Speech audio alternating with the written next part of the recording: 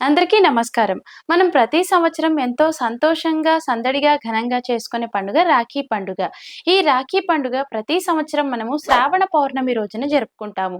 ఈ రాఖీ పండుగని మనము రాఖీ పౌర్ణమి గాను, రక్షాబంధన్ గాను కూడా పిలుస్తాము.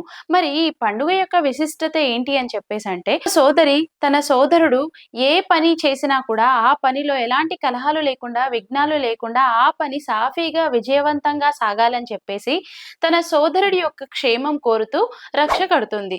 అదే విధంగా తన సోదరి కట్టిన రక్షను స్వీకరిస్తూ తన సోదరికి ఎలాంటి కష్టాలొచ్చినా, ఆ కష్టంలో ప్రతి చోటు గూడా తనకు జీవితాంతం అండగా, తోడుగా నిలబడతానని సోదరుడు తన సోదరికి మాటిస్తూ ఆ రక్షని స్వీకరిస్తాడు.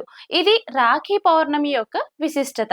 కానీ అసలు ఈ రాఖీ పౌర్ణమి అనేది, ఈ రక్షాబంధన్ అనేది మనం ఎందుకు చేసుకుంటాము? అసలు ఎప్పుడు మొదలెట్టాము ఈ రక్షాబంధన్ చేసుకోవడం అనేది కూడా మనం తెలుసుకోవాలి కదా! పూర్వం రాక్షసులకు, దేవతలకు సుదీర్ఘ కాలంగా పుష్కర కాలం పాటు యుద్ధాలు జరిగేవి. ఈ యుద్ధంలో దేవతల రాజైన దేవేంద్రుడు ఓడిపోయాడు. ఇక దేవతల రాజు దేవేంద్రుడు ఓడిపోయిన తరువాత తన పరివారం అంతటయు తీసుకొని అమరావతిలో తలదాల్చుకుంటాడు.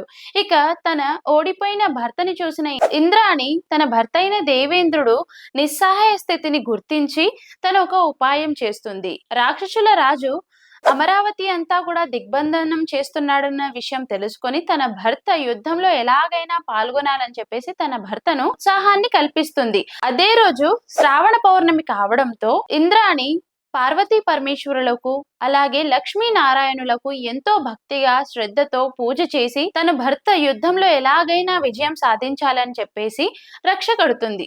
ఇక దేవతలందరూ కూడా ఇంద్రునికి రక్ష కట్టి యుద్ధానికి పంపిస్తారు. ఆశీస్సులు తీసుకుని వెళ్ళిన దేవేంద్రుడు రాక్షసులకు అండ్ దేవేంద్రుడికి జరిగిన యుద్ధంలో దేవేంద్రుడు విజయం సాధించి తిరిగి త్రిలోకాధిపత్యాన్ని సాధిస్తాడు. అప్పటి నుంచి మనం రాఖీ పౌర్ణమిని ఎంతో సంతోషంగా ఘనంగా చేసుకుంటున్నామని చెప్పేసి మన పురాణాలు చెప్తున్నాయి.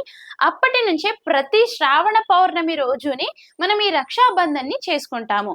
ఈ సంవత్సరం మనకి రక్షాబంధన్ ఆగస్టు 9వ తేదీన వస్తుంది. ఇంకెందుకు ఆలస్యం, మనందరం కూడా మన సోదరులకి మంచి జరగాలని చెప్పేసి మంచి ధ్యేయంతో వాళ్ళందరికీ కూడా రక్ష కట్టి మన రక్షాబంధన్ ని ఎంతో సంతోషంగా చేసుకుందాము. అందరికీ కూడా రక్షాబంధన్ శుభాకాంక్షలు.